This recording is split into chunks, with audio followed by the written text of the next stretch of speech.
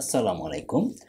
রাজনৈতিক সংকট বা রাজনৈতিক খারাপ অবস্থা যাই বলি না কেন, এটা একটা দেশকে যেমন বিপদে ফেলে দিতে পারে, ঠিক তেমনি আন্তর্জাতিক রাজনৈতিক সংকট বা খারাপ অবস্থা পুরো বিশ্বকেই বিপদে ফেলে দিতে পারে। দেখা যায় যে ব্যক্তি জীবনে একজন ব্যক্তি চাওয়া সত্ত্বেও বা না চাওয়া সত্ত্বেও যদি সে রাজনৈতিক সংকটের মধ্যে পড়ে যায়, তখন তার জীবন খুব ক্ষতিগ্রস্ত হয়ে পড়ে। সেক্ষেত্রে আসলে তার কিছুই করার থাকে না। তাই অনেকে দেখা যায় যে স্বেচ্ছায় রাজনৈতিক সংকটের মধ্যে পড়ে যায় এবং নিজের জীবন ক্ষতিগ্রস্ত করে। অনেকে দেখা যায় যে কর্মজীবনের ক্ষেত্রে কর্মজীবনের স্বার্থে ওই রাজনৈতিক সংকটের মধ্যে পড়ে নিজের জীবন ক্ষতিগ্রস্ত হচ্ছে। তখনও তো আসলে কিছু করার থাকে না। আসলে এই রাজনৈতিক সংকট থেকে উত্তরণের কোনো উপায় আসলে নেই। তবে ক্ষেত্র বিশেষে অনেকেই চেষ্টা করে যে এই রাজনৈতিক সংকট থেকে বের আসার জন্য, কিন্তু অনেকেই পারে, অনেকেই পারে না। হতে পারে তার চাহিদার কারণে, তার নিজস্ব ইচ্ছার কারণে, বা হতে পারে তার কর্মজীবনের ক্ষেত্রে।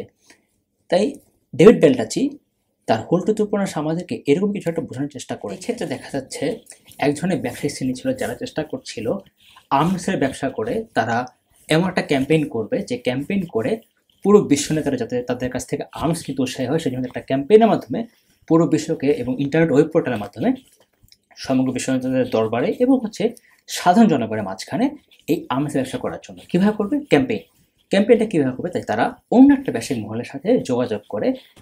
এই ব্যবসায়িক মডেলটা ছিল এরকম যে তারা সত্য বানাতে পারে। সত্য কীভাবে বানাতে পারে, যে একটা হচ্ছে সত্যের কিছু অংশ থাকে মিথ্যা দিয়ে তৈরি, বাকি পুরো অংশটা হচ্ছে সত্য দিয়ে তৈরি। এটা হচ্ছে অনির্ণয়যোগ্য সত্য। আরেকটা জায়গা হচ্ছে প্রকৃত সত্য। তাই এই আর্মস ডিলার যেটা করেছিল, এই ব্যবসায়ীদের সাথে যোগাযোগ করে একটা ক্যাম্পেইন করে বিশ্ব নেতাদের এবং জনগণকে ইন্টারনেট ওয়েব পোর্টালের মাধ্যমে কিছু বিভ্রান্তিমূলক সংবাদ প্রদানের মাধ্যমে চেষ্টা করছিল যুদ্ধরত অবস্থা নিয়ে আসতে।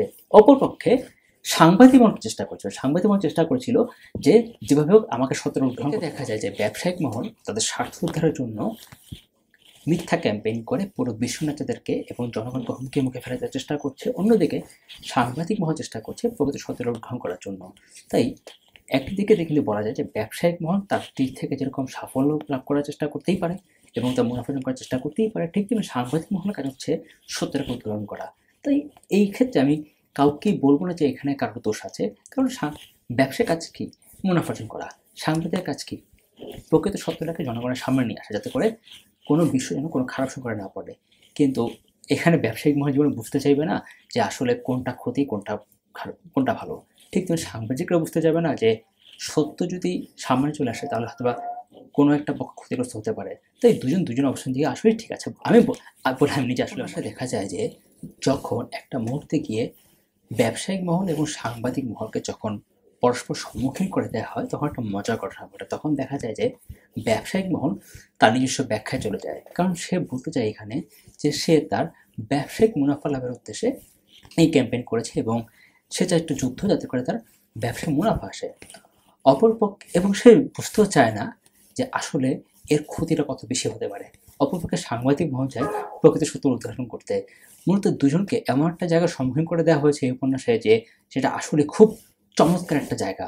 এই উপন্যাসের সবচেয়ে সুন্দর জায়গা বলতে গেলে আমি এটাকেই, উপন্যাসে একটা বিষয় সুস্পষ্টভাবে পরিলক্ষিত দেখা যায় যে পুরো বিশ্বে আমেরিকা হচ্ছে এমন একটা দেশ, মানে যেখানে সবচেয়ে বেশি ডিফেন্স বাজেট করা হয় অন্যান্য দেশের তুলনায়। যেরকম প্রতি বছর এই দেশটাতে ডিফেন্সে বাজেট করে $700 বেশি, এবং পাশাপাশি অন্যান্য দেশ রাশিয়া, তারা বাজেট করে প্রতি বছর $22 মিলিয়ন। তার মানে বোঝাই যাচ্ছে যে, এবং অন্যান্য দেশ তো আছেই, মানে বোঝা যাচ্ছে যে আমেরিকা বিশ্বের এমন একটা পাওয়ারফুল কান্ট্রি যারা নাকি সবচেয়ে বেশি, মানে কয়েক শত গুণ বেশি ডিফেন্সে বাজেট করে আছে।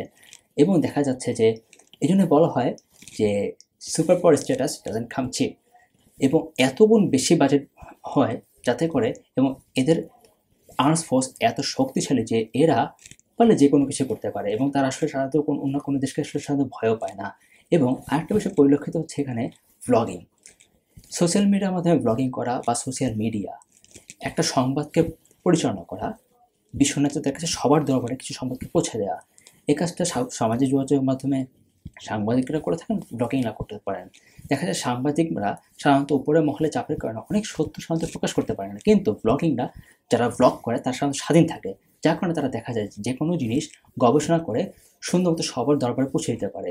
এই জন্য ব্লগিংটা কতটা গুরুত্বপূর্ণ এটাই উপন্যাসে দেখা। এই উপন্যাসের টার্নিং পয়েন্ট বলতে আমি ওই জায়গাটা কি বলবো, যখন হচ্ছে সাংবাদিক মহলে ব্যবসায়ী মহলে একত্রিত হয়। কারণ একবার মনে হচ্ছিল যে এইটা পুরো কাহিনীটা হয়তো বা ব্যবসায়িক মহলেতেই চলে যেতে পারে, আবার মনে হচ্ছিল পুরো ঘটনাটা হয়তো বা সাংবাদিক মহলে চলে যেতে পারে, মানে পক্ষপাত শাসন হয়ে যেতে পারে। কিন্তু লেখক তার অসুন্দর সৌন্দর্যের মাধ্যমে দেখিয়ে দিয়েছে যে এমন সময় টার্নিং পয়েন্ট দিয়েছে যে এটা আসলে কোনো পক্ষের দিকে যাবে না, কিন্তু যে জিনিসটা হবে সেটা হচ্ছে প্রকৃত সত্য যেন সবাই জানতে পারে সেই ব্যবস্থা লেখক করে দিয়েছেন। তবে উপন্যাসের স্বার্থে টার্নিং পয়েন্ট রাখা হয়েছে এরকম যে যখন তারা হচ্ছে একটা জাহাজে মিলিত হয়েছিল সাংবাদিক মহল এবং ব্যবসায়িক মহল, এবং জাহাজটা ছিল হচ্ছে ইতালিয়ান কোস্টে। যখন দুই পক্ষের মানে আমেরিকা থেকে এফবিআই চলে এসেছিল এবং ইতালি থেকে কিছু পুলিশ ফোর্স এসেছিল, এবং তখন তারা যখন সাংবাদিক মহলকে ধরে নিয়ে যায়, তখন সাংবাদিক মহল থেকে একজন ব্যক্তি ব্যবসায়িক মহলের পকেটে এক ধরনের গ্যাসীয় রেখে দিয়েছিল, এবং ওটা যখন ওই সাংবাদিক মহল যখন প্লেনে উঠে যায় তখন ওইখান থেকে উনি রিমোট চাপ দেন, রিমোটে বাটন প্রেস করেন এবং ওটা ওই গ্যাসীয় বোমাটা ব্যবসায়িক মহলের পকেটেই আস্তে বাস্ট হয়ে যায় এবং তিনি মারা যান। তো এটাই আমার কাছে মনে হচ্ছে এই উপন্যাসের টার্নিং পয়েন্ট ছিল বলে আমি নিজে মনে করি। একটা মজার বিষয় হচ্ছে সত্যকে শ্রেণীবিন্যাস করা, জিনিসটা আমার কাছে খুব মজা লেগেছে বলতে গেলে এরকম যে সত্য শ্রেণীবিন্যাস করা যায় কীরকম। সত্যর এক পক্ষ থাকে যেটা হচ্ছে নিয়ন্ত্রণযোগ্য সত্য, আর এক পক্ষ থাকে অনিয়ন্ত্রণযোগ্য সত্য। নিয়ন্ত্রণযোগ্য সত্যটা হচ্ছে এরকম, এই নিয়ন্ত্রণযোগ্য সত্যের একটা অংশ থাকে হচ্ছে মিথ্যা দ্বারা পরিপূর্ণ এবং বাকি বিষয়টা অংশ থাকে সত্য দ্বারা পরিপূর্ণ, যার কারণে এটা হচ্ছে নিয়ন্ত্রণযোগ্য সত্য। আর এটা হচ্ছে অনিয়ন্ত্রণযোগ্য সত্য, যেটা হচ্ছে প্রকৃত সত্য, মানে ওটাকে কোনোভাবেই কেউ নিয়ন্ত্রণ করতে পারবে না। জিনিসটা আমার কাছে খুব মজা লেগেছে। তো আমাদের জীবনকে যেমন সুখে বয়ে যেতে পারে, আনন্দ দিতে পারে, ঠিক তেমনি সত্য সব সময় আমাদের জীবনে যে সুখ এরকম কোনো কথা নয়।